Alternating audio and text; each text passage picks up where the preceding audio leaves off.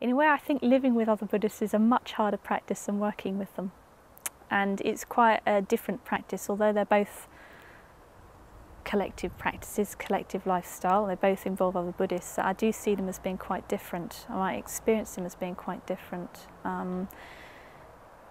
Working with Buddhists in a way is fairly straightforward. There's an objective task to be done, and you just need to somehow cooperate enough to get it done.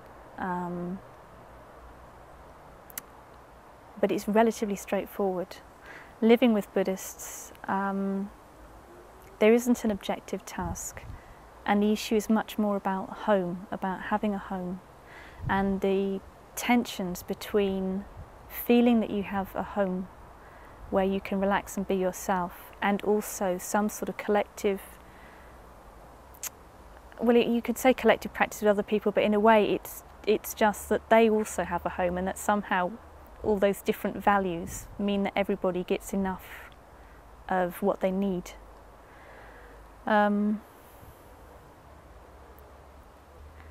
the tension is like you need to be able to relax enough and have your own space, and also if you're in a grumpy mood, it's not all right.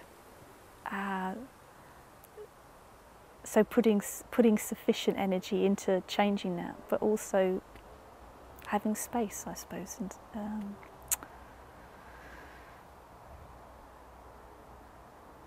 And I think a lot of the issues that arise in community, in the end,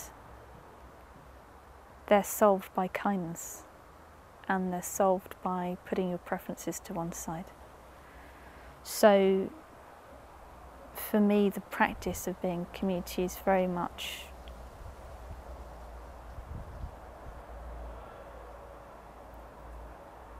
being able to just think, well, I might not agree with something, it might not be what I want, but I don't mind enough to argue over it, and there's a kindness to giving other people what they want. And I find that quite a hard practice. I don't think I'm particularly good at community living, but actually I think it's good for me. Yeah.